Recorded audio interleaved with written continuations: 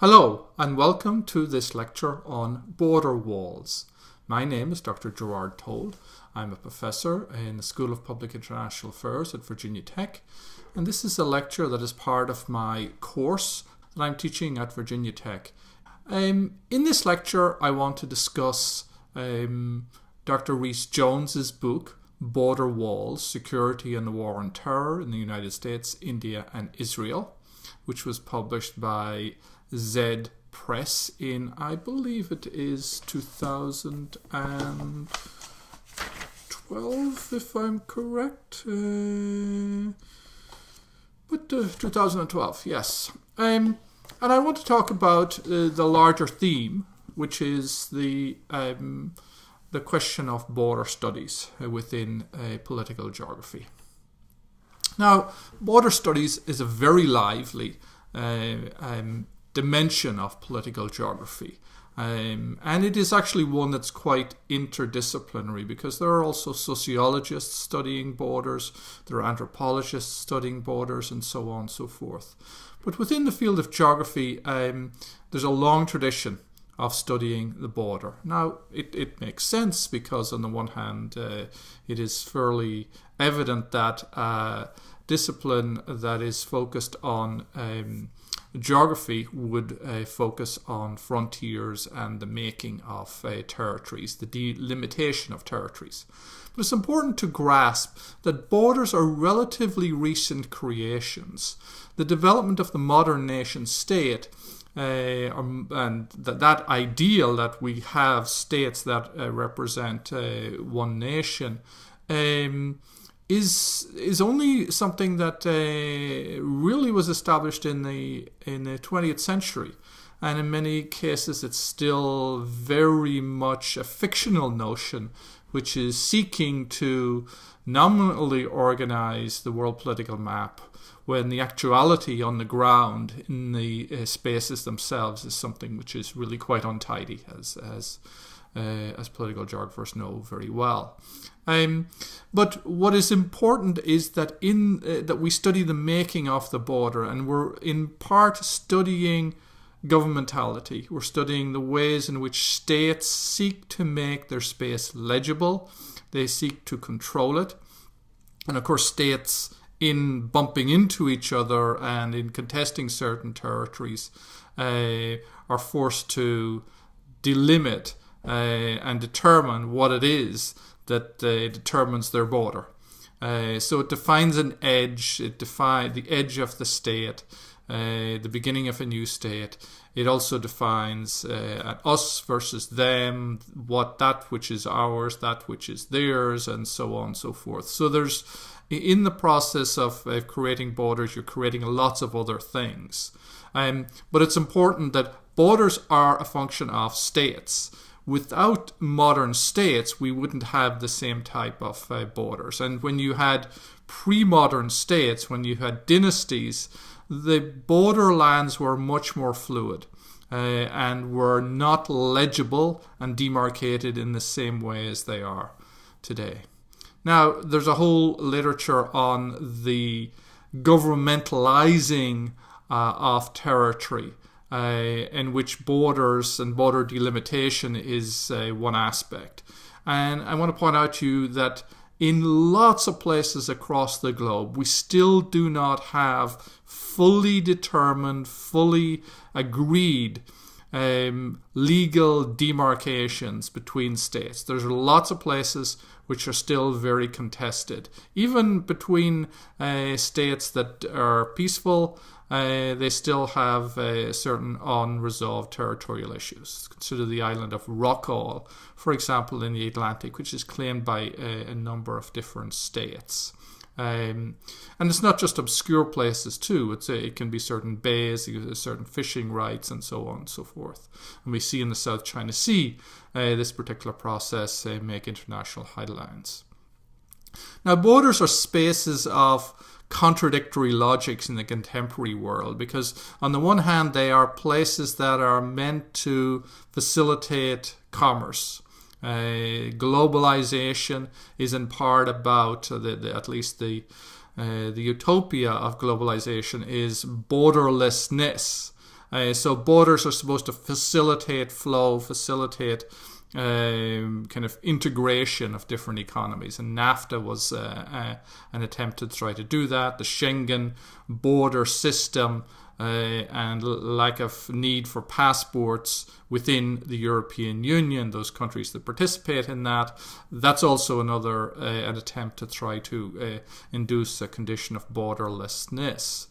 Yet, on the other hand, there are all of these other logics associated with security, associated with identity, which seek to make the border fixed, visible, a place that would presents an administrative challenge to people.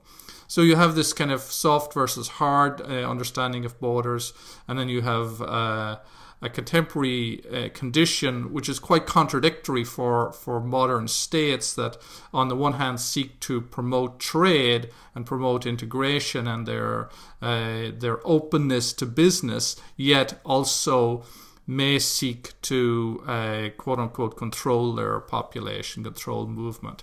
And that's certainly a dilemma which we see very, very much to the fore in a contemporary period, especially in Britain, where you have the desire for Brexit, yet you also have a desire to really continue to trade with the rest of the world, and similarly in the United States, and that's something that's still being worked out. Of course, that we're very much in the whirlwind of that contradiction in the US at the moment.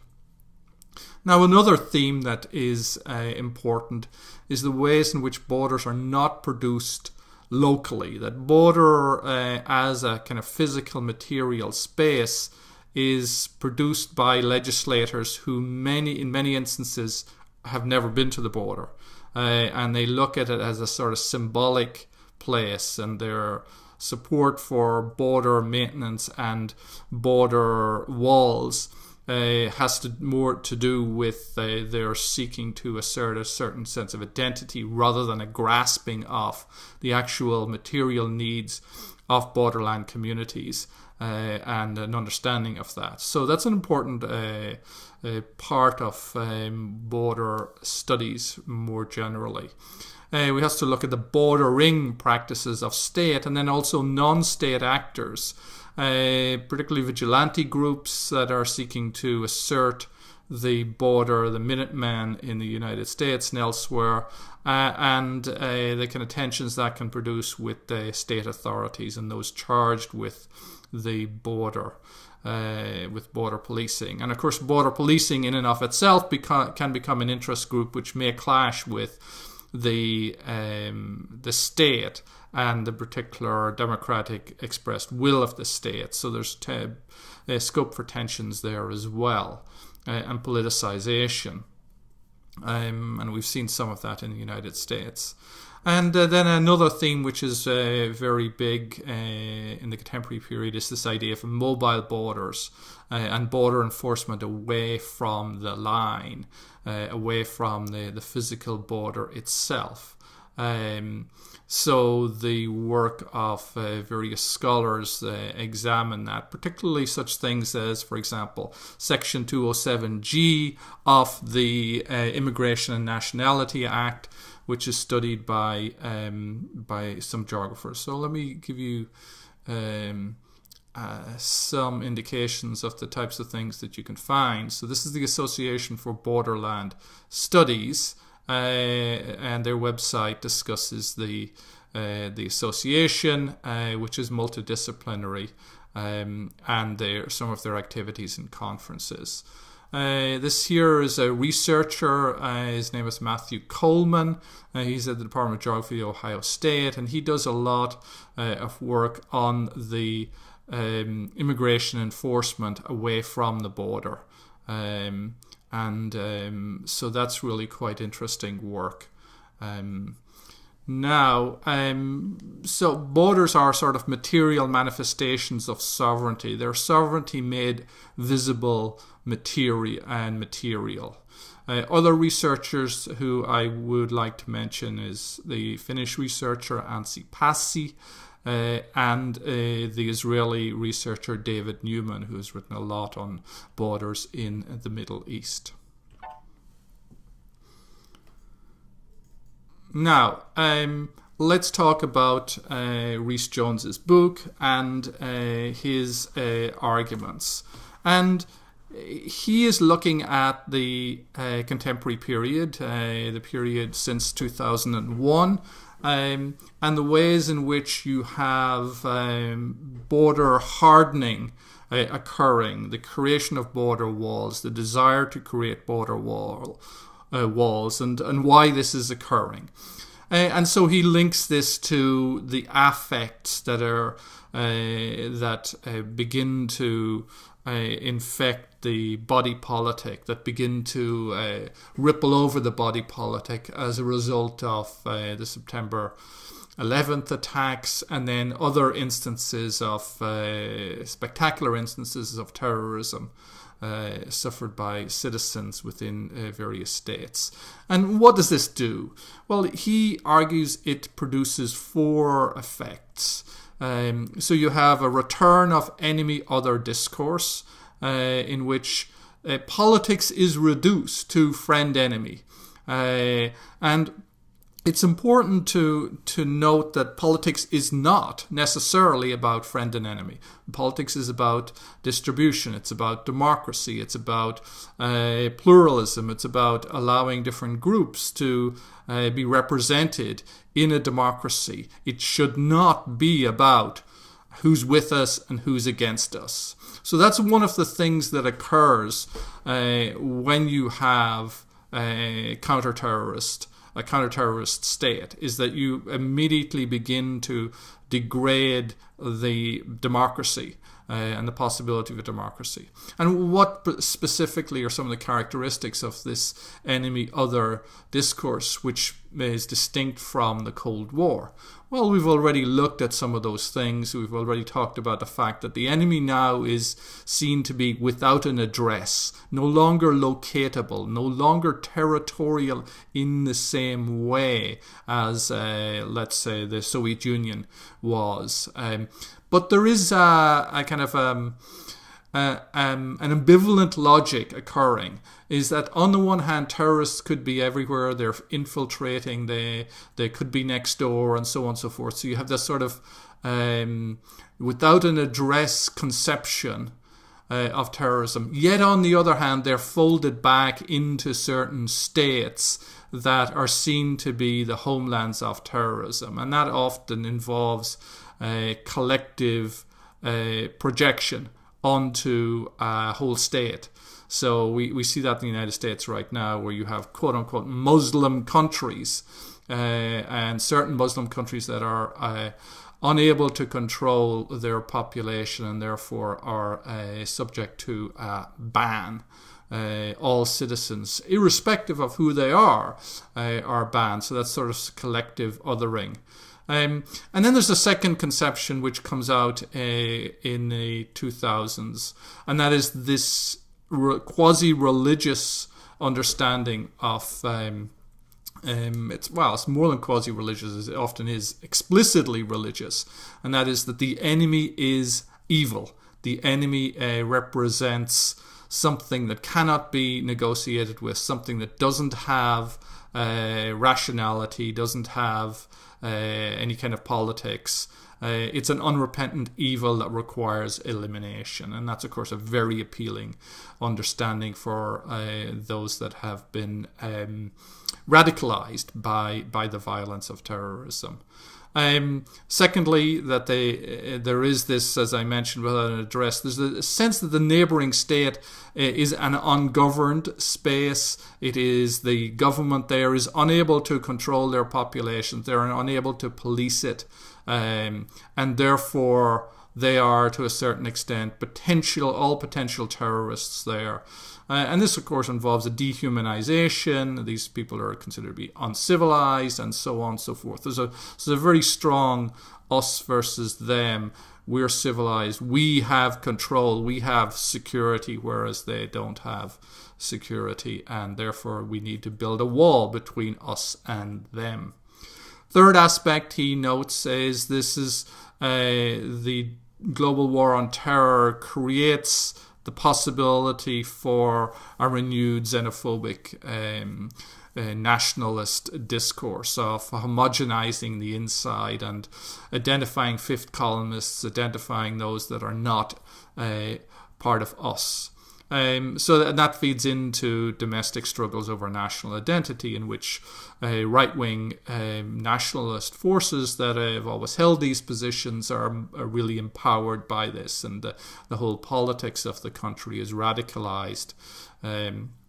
And it becomes a question of ethnic identity or religious identity and so on and so forth.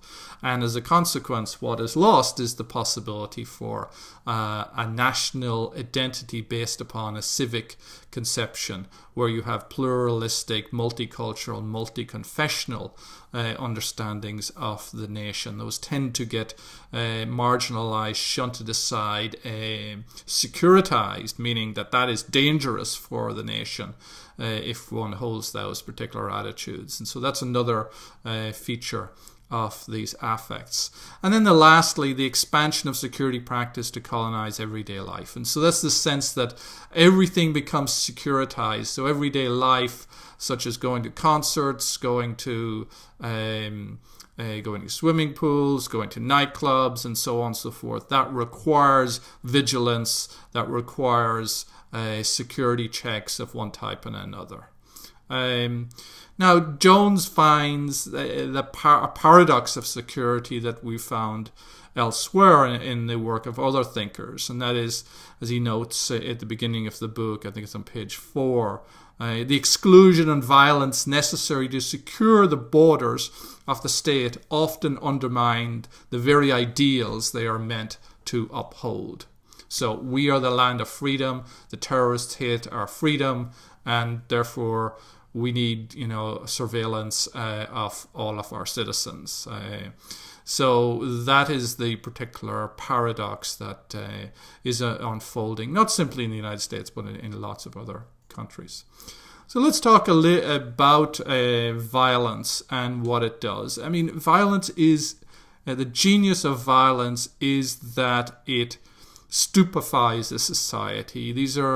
It makes politics be about affect. It reduces it, as I mentioned, to friend and enemy. That's that conception, actually, that politics is about the friend-enemy distinction is a notion which was first articulated clearly by Carl Schmitt. And Carl Schmitt was a jurist who became essentially the legal theorist for the Third Reich, a very right-wing Catholic figure in the early to middle part of the 20th century, and an important thinker about the state of exception and sovereignty as the suspension of the law. Okay, so this is the terrorist attack in the United States, the terrorist attack in Israel. And these are horrible, horrible events that are occurring. But what this does to the society and how those particular material events are translated into a politics and into the creation of border walls is what is under examination here. Less known is instances of terrorism in India, but there are quite a lot of these by different terrorist groups from in the 2000s, so the 2005, 2006, 2007, and perhaps most spectacularly the Mumbai attacks of November of 2008, in which 173 people were killed. But there were attacks earlier that year also. Now, the Mumbai attacks featured an attack by terrorist cells who actually came from Pakistan, not Bangladesh. You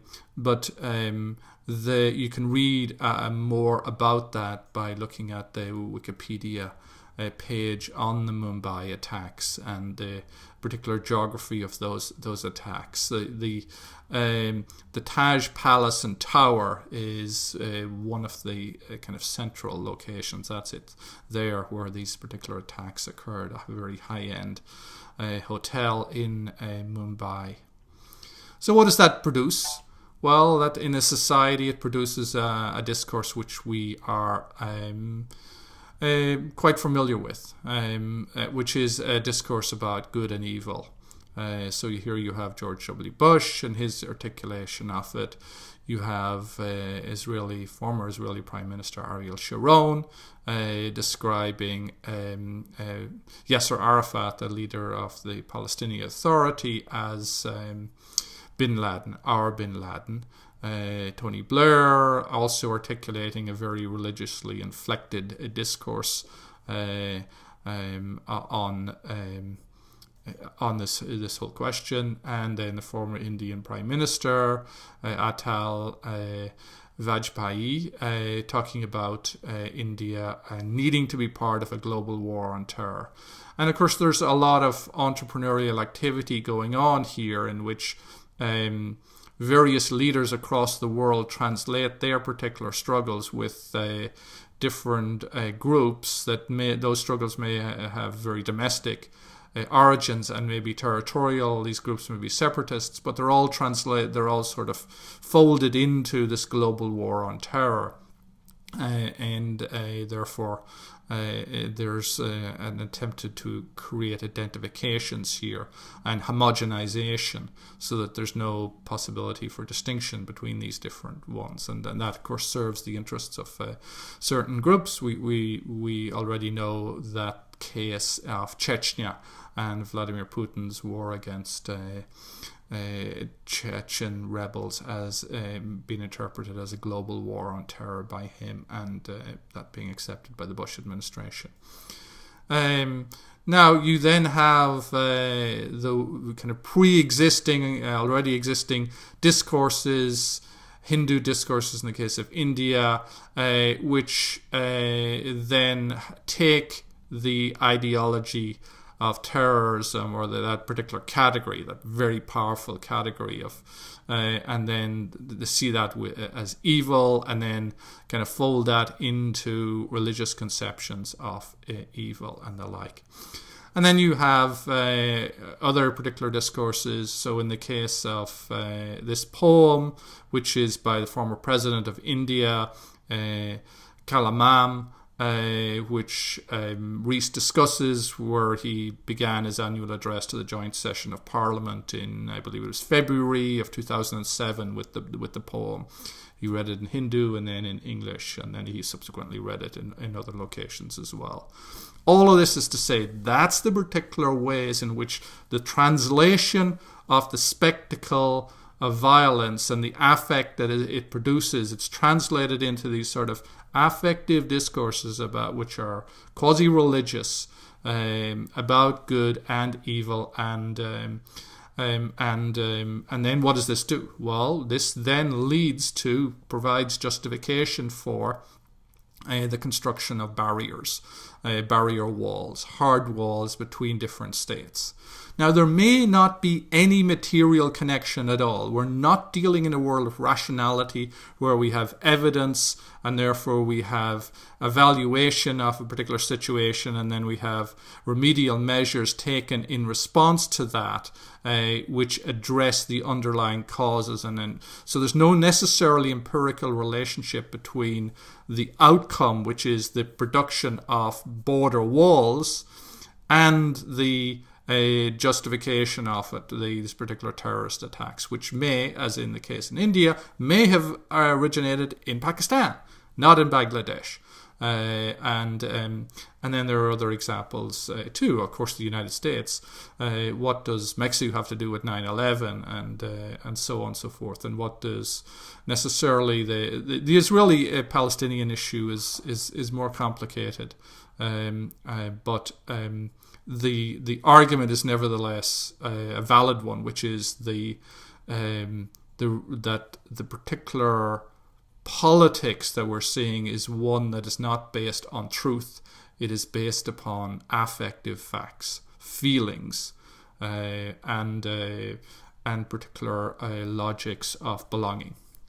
Now, the borders are spaces, they're borderland spaces themselves, and so what I think is very nice about Jones's book is that he's looking not simply at the legislation, a larger societal discourse, but he's also doing field work in these locations, and he's doing interviews with people who live in these areas in order to give you some flavour of how this discourse is translated into the everyday. Now, this particular border, and it's an extremely long border, thousands of kilometers between the United States and Mexico, is one that is not, it doesn't have a hard border on it at all. And of course, Donald Trump's call to create a border wall, to build a wall, worked very well on the stump and had a massive symbolic quality to it, but the actual practical dimensions of that are completely ignored. And I'll provide you with a link to a film which tries to visualize, it gives you some sense of the actual, what the border looks like. It's a film composed of different Google photo shots. The case of Israel is very complicated in and of itself, and the construction of the barrier wall there. And it is in part a fence in certain places, and then it's these kind of very imposing concrete slabs in other locations.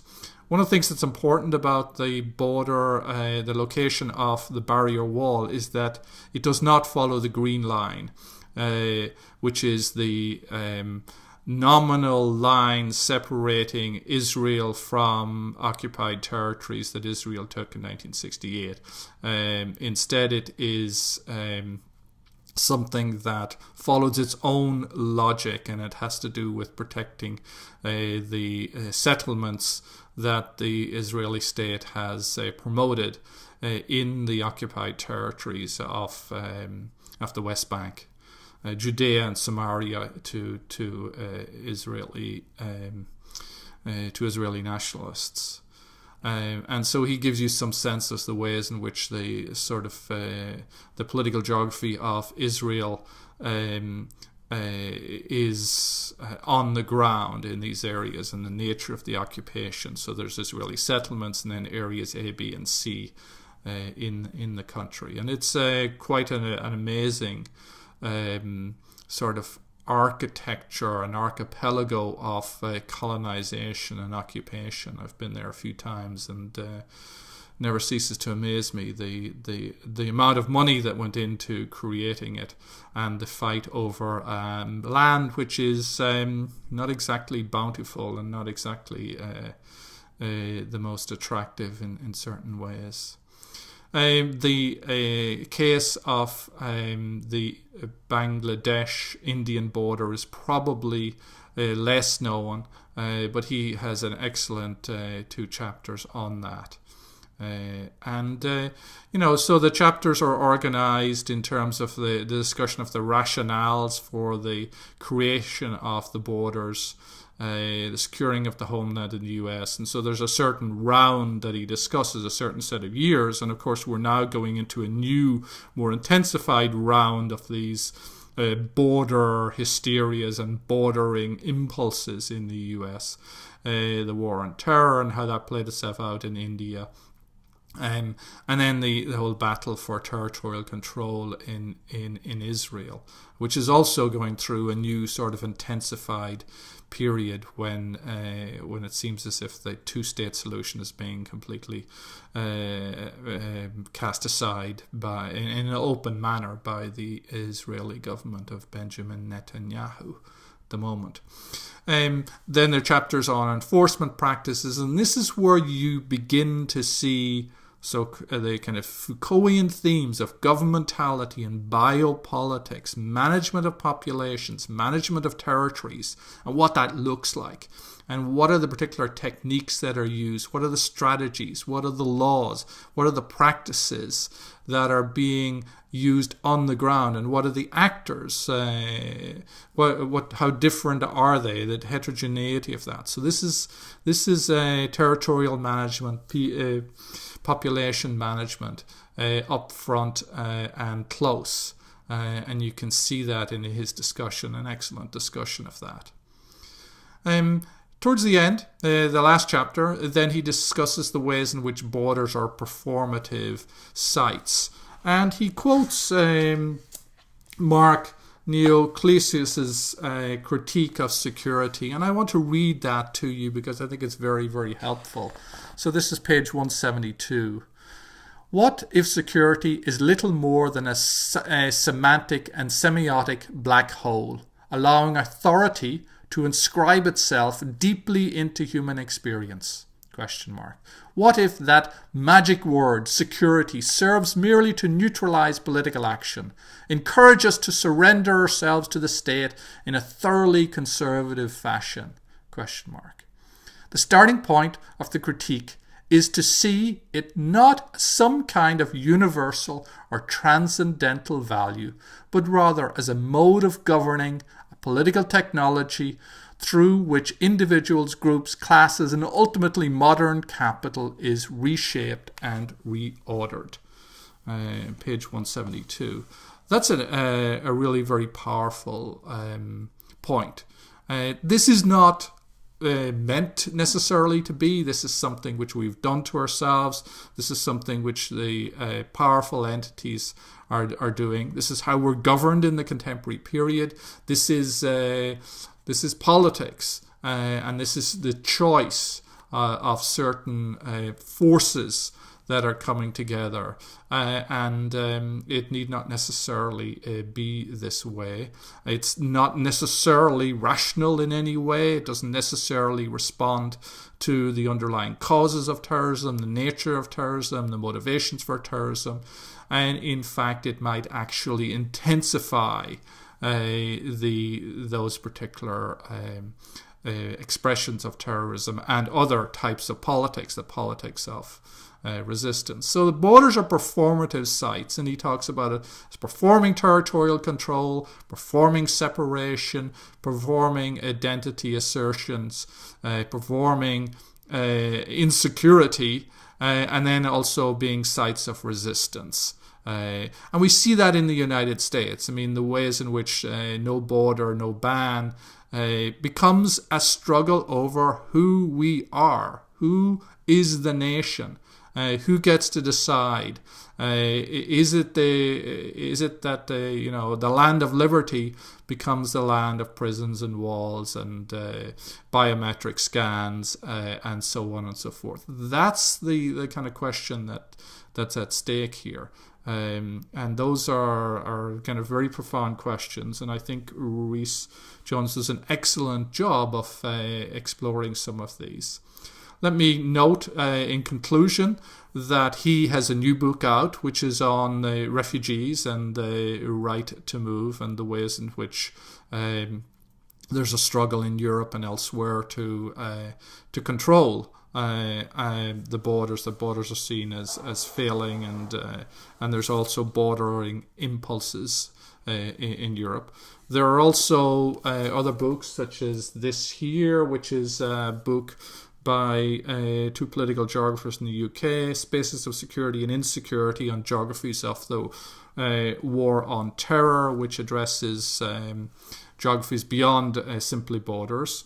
And then there's other books like this one here, Borders, Walls, Borders, Boundaries, Spatial and Cultural Practices in Europe. So there's a large literature on this. You will find studies in the journals Geopolitics, Political Geography, and then you'll also find it in the Journal of Borderland Studies.